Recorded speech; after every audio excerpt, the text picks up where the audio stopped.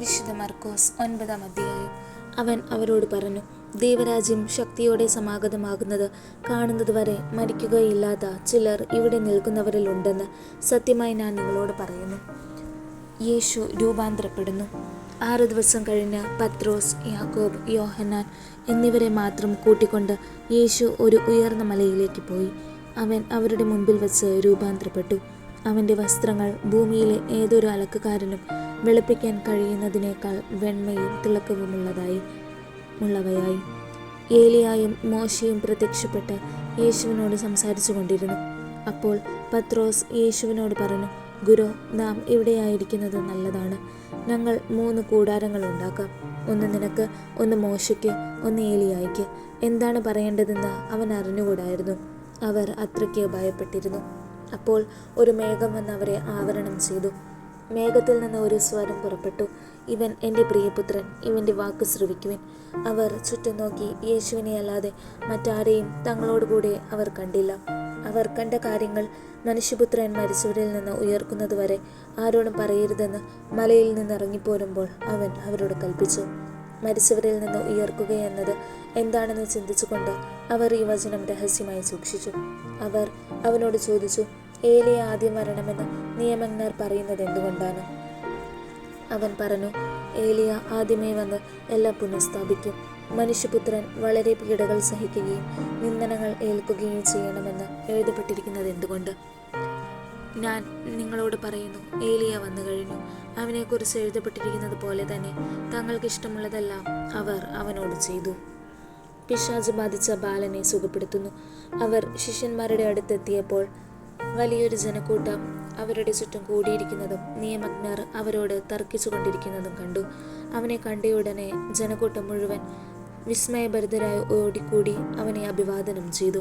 അവൻ അവരോട് ചോദിച്ചു, നിങ്ങൾ എന്താണ് അവരുമായി തർക്കിക്കുന്നത്? ജനക്കൂട്ടത്തിൽ ഒരാൾ മറുപടി പറഞ്ഞു, ഗുരു, ഞാൻ എൻ്റെ മകനെ അങ്ങയുടെ അടുത്ത് കൊണ്ടുവന്നിട്ടുണ്ട്. മൂകനായ ഒരു ആത്മാവ് അവനെ ആവേശിച്ചിരിക്കുന്നു. അത് എവിടെ വെച്ച് അവനെ പിടികൂടിയാലും അവനെ നിലം പതിപ്പിക്കുന്നു. അപ്പോൾ അവൻ പല്ലുകടിക്കുകയും നുരയും പതയും പുറപ്പെടുവിക്കുകയും മരവിച്ചു പോവുകയും ചെയ്യുന്നു. അതിനെ ബഹിഷ്കരിക്കാൻ അങ്ങയുടെ ശിഷ്യന്മാരോട് ഞാൻ അപേക്ഷിച്ചു, അവർക്ക് കഴിഞ്ഞില്ല. അവൻ അവരോട് പ്രതിവചിച്ചു, വിശ്വാസമില്ലാത്ത തലമുറയെ, എത്ര നാൾ ഞാൻ നിങ്ങളോട് കൂടെ ഉണ്ടായിരിക്കും? എത്ര നാൾ ഞാൻ നിങ്ങളോട് ക്ഷമിച്ചിരിക്കും? അവനെ എൻ്റെ അടുക്കൽ കൊണ്ടുവരൂ. അവർ അവനെ അവൻ്റെ അടുക്കൽ കൊണ്ടുവന്നു.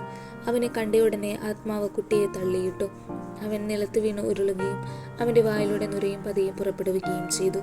യേശു അവൻ്റെ പിതാവിനോട് ചോദിച്ചു, ഇത് തുടങ്ങിയിട്ട് എത്ര കാലമായി? ശൈശവം മുതൽ. പലപ്പോഴും അത് അവനെ നശിപ്പിക്കാൻ വേണ്ടി തീയിലും വെള്ളത്തിലും വീഴ്ത്തിയിട്ടുണ്ട്. എന്തെങ്കിലും ചെയ്യാൻ നിനക്ക് കഴിയുമെങ്കിൽ ഞങ്ങളുടെ മേൽ കരുണ തോന്നി ഞങ്ങളെ സഹായിക്കണമേ. യേശു പറഞ്ഞു, കഴിയുമെങ്കിലോ വിശ്വസിക്കുന്നവന് എല്ലാ കാര്യങ്ങളും സാധിക്കും. ഉടനെ കുട്ടിയുടെ പിതാവ് വിളിച്ചു പറഞ്ഞു, ഞാൻ വിശ്വസിക്കുന്നു. എൻ്റെ അവിശ്വാസം പരിഹരിച്ച് എന്നെ സഹായിക്കണമേ. ജനങ്ങൾ ഓടിക്കൂടുന്നത് കണ്ട് യേശു അശുദ്ധാത്മാവിനെ ശകാരിച്ചു. മൂകനും ബധിരനുമായ ആത്മാവെ, നിന്നോട് ഞാൻ ആജ്ഞാപിക്കുന്നു, അവനിൽ നിന്ന് പുറത്തു പോവുക. ഇനിയൊരിക്കലും അവനിൽ പ്രവേശിക്കരുത്. അപ്പോൾ അവനെ ശക്തിയായി നിലത്ത് തള്ളിയിടുകയും ഉച്ചത്തിൽ നിലവിളിക്കുകയും ചെയ്തുകൊണ്ട് അത് പുറത്തുപോയി. ബാലൻ മരിച്ചവനെ പോലെയായി. അവൻ മരിച്ചുപോയെന്ന് പലരും പറഞ്ഞു. യേശു അവനെ കൈക്ക് പിടിച്ചുയർത്തി. അവൻ എഴുന്നേറ്റിരുന്നു.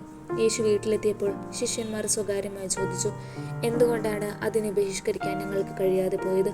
അവൻ പറഞ്ഞു, പ്രാർത്ഥന കൊണ്ടല്ലാതെ മറ്റൊന്നുകൊണ്ടും ഈ വർഗം പുറത്തു പോവുകയില്ല. പീഡാനുഭവവും ഉദ്ധാനവും 2-ാം പ്രവചനം.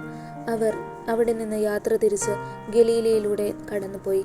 ഇക്കാര്യം ആരും അറിയരുതെന്ന് അവൻ ആഗ്രഹിച്ചു, കാരണം അവൻ ശിഷ്യന്മാരെ പഠിപ്പിക്കുകയായിരുന്നു. അവൻ പറഞ്ഞു, മനുഷ്യപുത്രൻ മനുഷ്യരുടെ കൈകളിൽ ഏൽപ്പിക്കപ്പെടുകയും അവർ അവനെ വധിക്കുകയും ചെയ്യും. അവൻ വധിക്കപ്പെട്ട് 3 ദിവസം കഴിയുമ്പോൾ ഉയർത്തെഴുന്നേൽക്കും. ഈ വചനം അവർക്ക് മനസ്സിലായില്ല. എങ്കിലും അവനോട് ചോദിക്കാൻ അവർ ഭയപ്പെട്ടു. സ്വർഗരാജ്യത്തിലെ വലിയവൻ. അവർ പിന്നീട് കഫർനഹൂമിലെത്തി.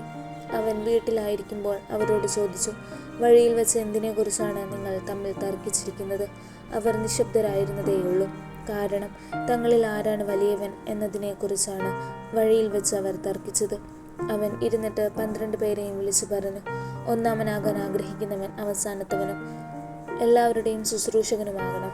അവൻ ഒരു ശിശുവിനെ എടുത്ത് അവരുടെ മധ്യേ നിർത്തി. അവനെ കരങ്ങളിൽ വഹിച്ചുകൊണ്ട് പറഞ്ഞു, ഇതുപോലുള്ള ഒരു ശിശുവിനെ എൻ്റെ നാമത്തിൽ സ്വീകരിക്കുന്നവൻ എന്നെ സ്വീകരിക്കുന്നു. എന്നെ സ്വീകരിക്കുന്നവൻ എന്നെയല്ല, എന്നെ അയച്ചവനെയാണ് സ്വീകരിക്കുന്നത്. എതിരല്ലാത്തവൻ നമ്മുടെ ഭാഗത്താണ്. യോഹന്നാൻ അവനോട് പറഞ്ഞു, ഗുരു, നിന്റെ നാമത്തിൽ പിശാചുകളെ പുറത്താക്കുന്ന ഒരാളെ ഞങ്ങൾ കണ്ടു.